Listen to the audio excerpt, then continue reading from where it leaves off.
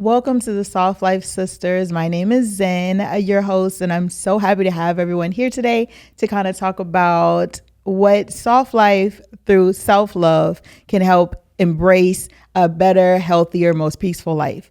And today with us, we have a wonderful guest. Her name is Antricia Gordon, one of my friends. I'm so happy to have her here. She is definitely like a light for me, and I don't know what I would do without you half the time. So this is very exciting to have you here for this first episode that we actually do video recording as well as our audio. And for those who have always tuned in and supported us with Soft Life Sisters, I definitely want to say thank you for everything, especially with our first season. As you can see, my angel isn't here.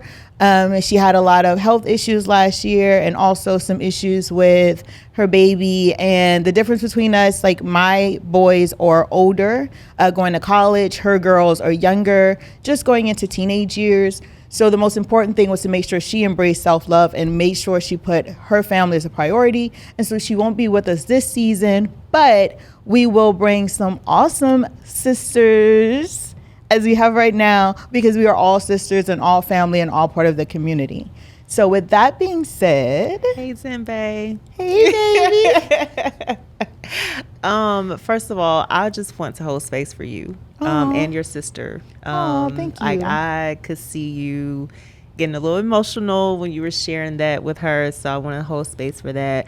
And also, Angel, just send you some love. You are in our thoughts, and we are happy that we can keep it going, like the special guest, like we can keep it going until you can get back. So I just wanted to say that. I appreciate that so much. Angel, see what I'm talking about? Showing that love.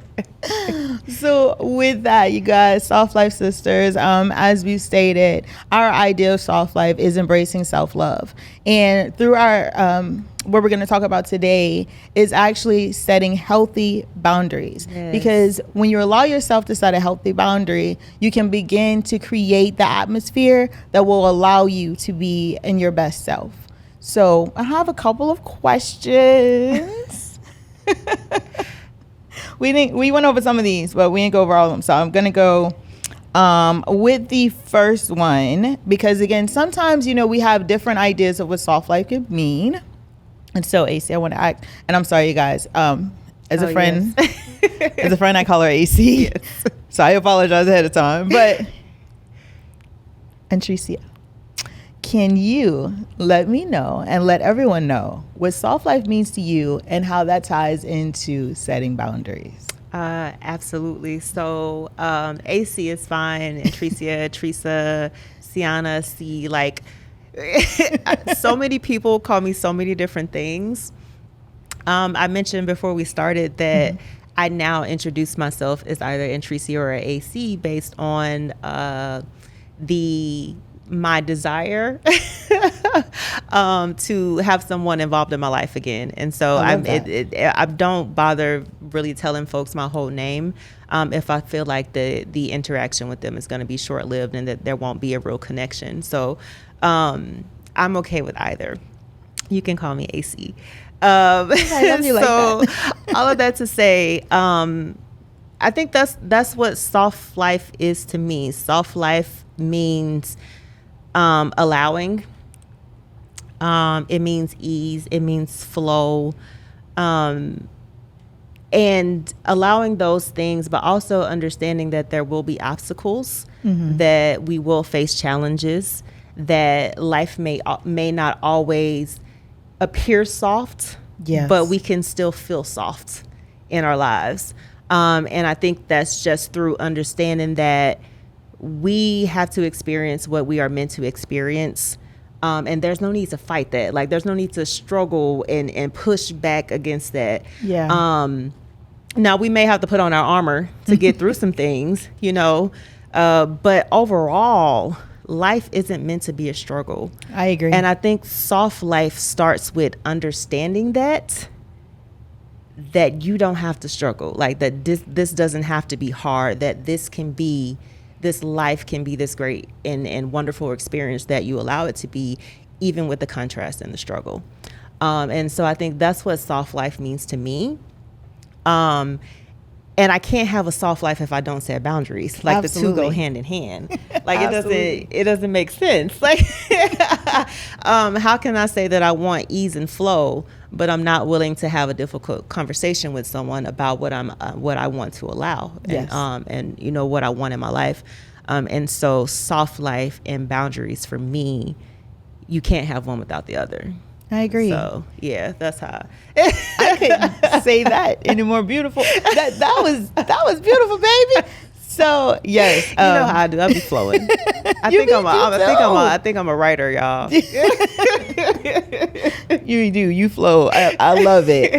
One of the things, like I was telling her before we started, that I definitely feel like she's more of a life coach when it comes down to me. Like when anytime there's an issue, there's a problem, it's more about step back, take a second, figure out where your emotions are, move forward, because there are times. Mm-hmm. There are times when we can't see that clearly for ourselves, and it is great to have a person or people around that can really help you and guide you, and not guide you in the wrong direction, because we all have had friends like that in the past. Mm-hmm. But it's very important to be able to have that. Thank you. I think I don't even do it intentionally. But it's another thing with soft life. It's also temporary. Like these emotions, this challenge, this situation, this circumstance, like it's all so temporary. Yes. And we get caught up in it. And that's why we feel like life is hard. That's why we have a hard life. That's exactly it. As opposed to embracing, like I said, the challenge of it and the soft life and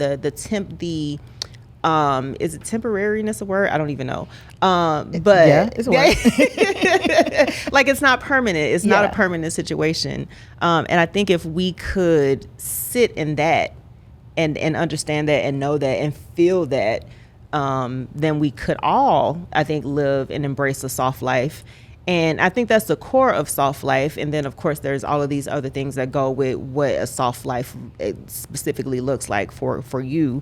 And I know the term has been co-opted a lot to mean different things. And a lot of people don't like the term.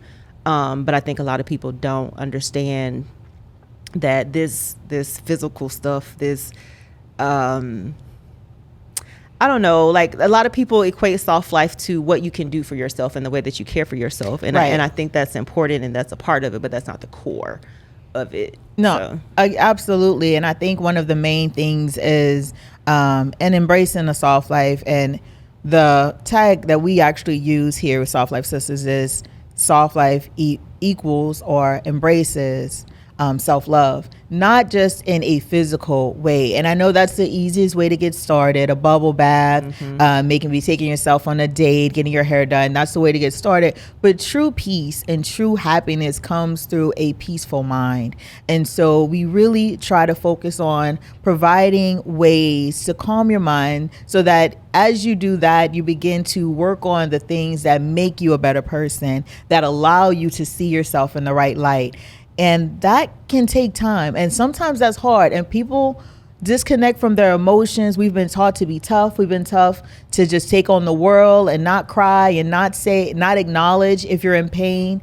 And that's part of the first steps in realizing how you can kind of dial back in order to be in line with the softer, more feminine side of yourself. And when I say that too, it doesn't just mean, because I'm prissy or no, that's more about the divine power that you have inside of yourself, how to embrace that and how to be able to show that part of you to the world instead of what we have been forced to do in the past. And I think that's where the most important side of soft life is important to me and to the people around me.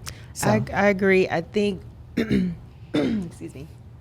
I agree that it was embracing the power within me that helped me to even consider the fact that I needed to create boundaries. Yeah. We were just talking about boundaries. And I grew up, I'm from Mississippi originally. So I grew up in the Mississippi Delta, honey. Very strict mother.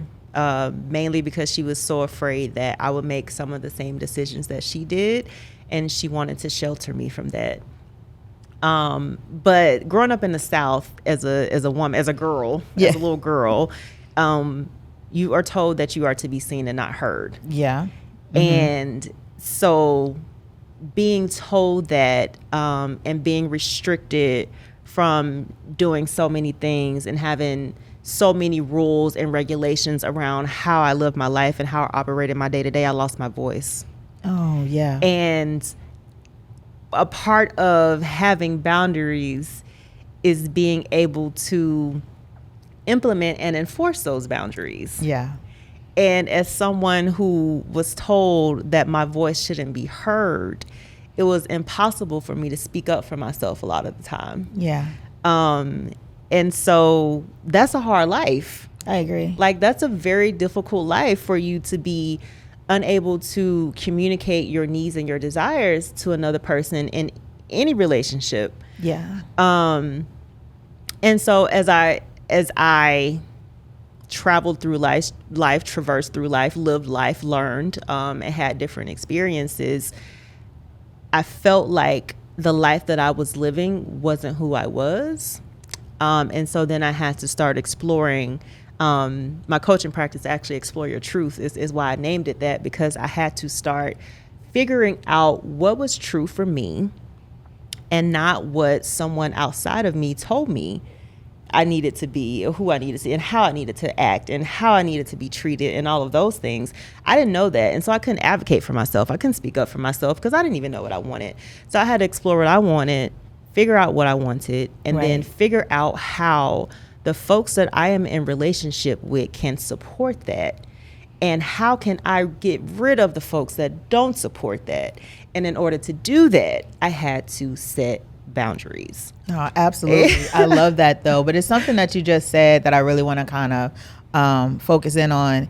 You said establishing your truth. Mm-hmm. And we are taught so many things that don't line up with the core values of who we want to be as people. Absolutely. From parents, from friends, from teachers, mentors. Mm-hmm. So what was important to you, or how did you figure out how to get to those core truths in yourself?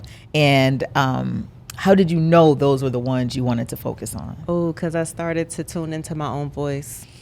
I love that. Like, I literally had to drown out everything that didn't feel like me.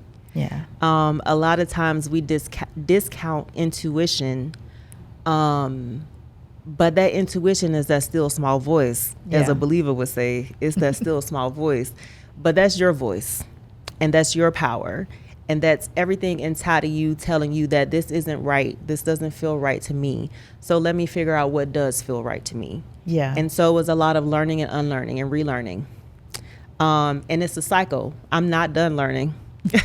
My boundaries will change. My truth might change. Yeah. I literally told my nephew this the other day. I'm talking to him and I asked him how he identifies, and not to pin him in a box, but because I wanted to learn more about him. But when he told me who he was, I made sure to express to him that you don't always have to be this person. If you decide to change tomorrow and your truth is different, it's okay for you to live that. I don't give a shit what anybody else has to say about it. Yes, yesterday I liked boys, today I like girls, and what? Like, and so just learning who you are, because when you know who you are, can't nobody tell you different. Right. Can't nobody tell you different. And I'm a firm believer, because I have done the work. I know my voice. I know what other people told me, and that wasn't true about me. Yes. And so I can firmly say, I know who I am, and I know that if tomorrow I decide to be someone different, that's completely okay. I love that so much. So, girl, and I don't play about me. Not no more. I did for a long time, but I don't play about me no more. That's important. And something else that you actually just said, lining up with boundaries, it's how important, and I do it for me. I know I'm just asking a lot of questions right now, but for me, I felt like one of the important ways to establish healthy boundaries were to figure out the people in my life that will allow me to be me. Because sometimes you'll have a lot of people around you that will force you to be the versions of yourself that they're comfortable with. Yes. And they will put all of these rules and regulations on you that have nothing to do with who you are, what you believe in, or what you stand for. Yeah. So how important do you feel like creating an environment with people that support who you are, who you're becoming, and who you will be is to creating healthy boundaries. Oh, girl, you gotta declutter. Like you have literally, you have to declutter your entire life. Yeah, and that includes the people with whom you associate. Yeah, like the people that you have around you. You are the total sum of them. That's true. And so if you have people around you that don't embrace your current values, your current needs and your current desires, and understand that you are a person who is dynamic and like that you will change. Yes. And I think that's the reason a lot of relationships fail, because you came into this knowing me as one person. Exactly. And that's the only way that I'm acceptable to you. But when I decide to grow, when I decide to hear my truth and become the best version of myself, I'm no longer of use to you. Yes. And then also that's an extremely important part of implementing your boundaries. I agree. You don't get a lot of people are going to leave when you implement your boundaries, and even more people are going to leave when you enforce your boundaries. Absolutely. And so while you do need to clean house, if you set boundaries and you enforce those boundaries, it's going to clean house for you. That's true. And I do believe that, especially when it comes down to friends, it's a little bit easier when it comes down to friends because honestly, and you say, oh, well, no, we've been friends for 25 years. That doesn't count if they don't support your soul. Like they don't support your core. Serve you anymore. It's not, and you have to let go. And we create bonds with people that sometimes it's trauma bonds, sometimes it's out of necessity at the moment, sometimes like it's because of time. We feel like we put so much time and energy into relationships, but if that's going to hinder your growth, then you can create a safe space for them. You can say, this is what I'm doing, this is where I'm going, and this is who I want to be. But if they're not willing to follow you and that, or allow you the space to become that person, you have to let them go. Because they don't love you. Because they don't love you. That's Right. the thing. That's true. A lot of people define love as a feeling. Yes. And a lot of time, love is very possessive. Yes. But love is the most selfless shit you could ever experience. No, really. True. Because here's the thing. If I say I love you, Zen, and you implement this new boundary, you took the time to say, okay, here are my core values. Yes. This is how I want to be treated. Yes. This is what I need to put in place to be treated this way. Yes. Let me tell the people that I love around me that I'm putting these things in place because I love me and I want what's best for my high self. Yes. And then because I want to step over you, because I don't appreciate the boundaries that you put in place to become a greater person, Yes. I'm going to stay in your life and just try to step over your boundaries and test your boundaries instead of walking away. But I say, I love you. That's not love. That's not love. Love is me wanting the best for you. Absolutely. And if you feel like by implementing these boundaries in your life, that is going to improve your life and that is good, that is for your highest good, and that is going to be what's best for you, I support that because I love you. Yes. If I don't, but I still love you, I'm going to walk away. No, Because I love you enough to walk away. Love ain't sticking around. And we ain't talking about love, but I can talk about that too. Oh no, we about to talk about love next. So that's the thing. We Sorry. talked about No, I think that's important. We talked about boundaries for ourselves, we talked about boundaries for friends, but how do you maneuver in boundaries in a relationship? Because especially if you've been with someone for years, it's one thing, okay, you just meet somebody, you're trying to you listen. You can't follow my boundaries, then baby, listen. You wasn't for me anyway. But if you've been with someone for a while, you feel like you guys have built something beautiful together, and you begin to transition, and you know deep down, sooner or later they're going to catch on. But in the beginning, it may be a little bit rocky. How do you feel when you're first of all, your patience got to kick in. Let's be honest. You have to become extremely patient within yourself with the ones that you love, that you know are going to be around for a long time. But how do you feel, or not how, what do you feel like is necessary in order to maneuver through those type of waters in a relationship with someone who's there for the long haul? Maneuver through the challenge of them accepting my new boundaries? Yeah. That's a great question. I think it depends on how important the boundary is to me. I agree. So I would say if it's something like, babe, I really would prefer if you didn't come in the bathroom when I was in the bathroom. Like, Right. that's my personal time. I prefer you not to disturb me during that time. Right. There may be a learning curve there because she's used to coming in the bathroom with me. Right. And so it's not important enough for me to Enforce it. yeah, well, enforce it, yes, because I'm going to remind you that, hey, this is what I need. But I think even before we get there, I think on the front end, you have to get their buy-in. And so when I present this boundary to my partner, I'm saying, hey, this is what I've been experiencing. Yes. But this doesn't quite work for me anymore. And here is what I need from you. How does that sound? How can we agree on this on the front end so that it's less of an issue on the back end? And then on the back end, I just have to enforce it. And like I said, depending on what it is, something like that, I'm not tripping. But if it's like, babe, I really don't need you to come in the office when I'm on a work call. Like, I'm going to be probably a little bit more forceful about that one, because it not only affects me personally, it affects me professionally. Whereas something that just affects me personally, I'm not gonna make as big a deal about it. But the thing is, I wouldn't likely have to enforce my boundary more than once, right? Because my partner respects me, right? And my partner respects my boundaries. And so that goes back to ensuring that you have people, that you're in relationship with people that respect you and want to honor your boundaries. They might forget a time or two, but eventually it's intentional. It's intentional at this point. Yeah. And so if I have to then enforce my boundaries 3, 4, 5 times, then I have to decide, is this the person that I want in my life forever? Because they can't seem to respect this new person that I'm becoming. And this isn't the last time that I'm going to implement a boundary. I may implement a new boundary every day. Seriously. Because here's the thing, if you don't, it creates resentment, especially in romantic relationships. I agree. Because like now my wife and I are sharing a bathroom because my niece is with us for a little while.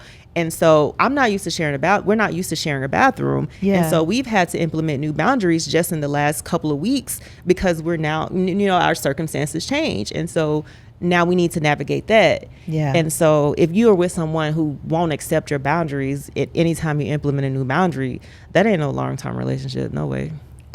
And that goes back to the original point. Yeah. It has to be someone. It has to be someone that is actually there as far as long term. And then one other boundary we'll talk about as we wrap it up is as far as like dietary, the way you work out, the things you choose to eat. I know for you, being a vegan is a beautiful experience and as for me, I'm Segan. It's a lot of things vegan I still cannot have. So a Segan is basically a vegan. I eat everything vegan, but I can also eat seafood, just no dairy, no eggs, things like that. So how important is it, especially when you're around new people as well, to enforce like what makes you feel best with your dietary needs? So I love this question, and not because, well, first of all, I want to express, I'm going to look into the camera. I am not vegan. I am plant-based. Oh, plant-based. I apologize. Vegan is an entire lifestyle, y'all. I am not in it for the animals. I mean, love the animals, but I'm not in it for the animals. I'm in it for my health. And well-being. So I just want to express that first. No, I want to because listen, the vegans will come for you, honey. Oh, they will. They will come for you. So yes, plant-based. And I have been for more than 4 years. And it was the best decision I could have made in my life. If y'all follow me on IG, I'm gonna put up a before picture because look at me now. But I digress. So personal boundaries, you have to start with personal boundaries. When a lot of people don't know where to start, how to implement boundaries, how to even start creating, how to set boundaries, any of those things. And I think it starts with a personal review, a personal audit, like what's important to me, what are my values, and then how do I create boundaries around these values? But how do I start with myself? Yeah. Like we have to put boundaries in place for ourselves in order to implement, and enforce them with other people. And so I started implementing boundaries with myself and saying, okay, I started this journey because I had gotten to a point where I couldn't tie my own shoe. And that was a boundary for me. Yeah. That drove me to making the personal dietary choices, working out regularly, tapping into mindfulness, stress management, and really holistic well-being. Even figuring out who I was spiritually, because for so long I was told I needed to believe this or I needed to believe that. And so setting those personal boundaries to me was kind of the start of me becoming the person that I am today. I love that. And so I encourage folks, start with yourself. Start with exploring your relationship to yourself. Yes. Because if you understand who you are, and if you love yourself, setting boundaries is the first step to self-care. It is the first step to self-care. And so when I'm in an environment where I have to enforce that, it's normal to me, because this isn't, when I made a decision to do this, I made a decision to accept all of the things that come along with it. Yes. And that means turning down these invitations or being in a place where people not centering my plant-based diet, because they don't give a shit. They gonna eat meat and they gonna enjoy it, and they gonna look at me like I'm crazy, and some of them gonna make snide comments and remarks, but I'm not in it for them. I don't care what they think. I don't care how they feel. I don't care if you're uncomfortable because I'm not eating. I am honoring myself, my boundaries, and the decision that I made. Oh, I love that so much. And that basically wraps up just how you should respect each and every boundary that you have for yourself. It's important to allow those negative thoughts, those negative voices in your head, allow them space to make a noise, but remember they're just making noises. The voice that is most important is yours, and the one that makes you feel loved, respected, and seen. And so with that being said, we're going to kind of wrap it up here. I do want to let you guys know that with our Soft Life journey, we're also going to be doing some events. One of the events we have coming up is our Luxury with Friends times St. Laurent. And that's going to be in September. It is right now an invite only. So if you would like to be invited, just send us an email at hello@lovepeacezen.com, and we'll make sure to put you on the list and get that information to you so you can join us as well. It's going to be a great experience. And also, my baby. I'm definitely so glad you were here. I appreciate all of the beautiful words that you said. Our conversation, we could talk forever. We could. But I want you to kind of wrap up with where we can find you, some of the great things that you have going on, and anything that you want to leave the viewers and listeners with. Absolutely. Thank you, first of all. It is an honor being here. I value you. I value you as a person. I value your time. Thank you. And for you to think so highly of me to invite me here. Thank you. You can follow me on Instagram at the Bougie Black Hippie, BOUGIE BLACKHYPPIE. Also, I'm really into Threads right now, so if y'all want to hear my random thoughts, please follow me on Threads. I would love to see you there. And then also EYTcoaching.com if you want more mindfulness, meditation, stress management tips, or if you need some coaching. Happy to work with you. Appreciate it. Bye, babe. I love you. I love you too. So then we're going to wrap everything up. Remember, guys, if you have anything that you want to add to this conversation, we're going to have it open on social media. Please leave your comments on what you choose or things you had to go through to create healthy boundaries. We appreciate all of your feedback, and you are part of the Soft Life Sisters and the community that we're building here. So with that being said, we love you. We appreciate you, and be soft, sis. Peace.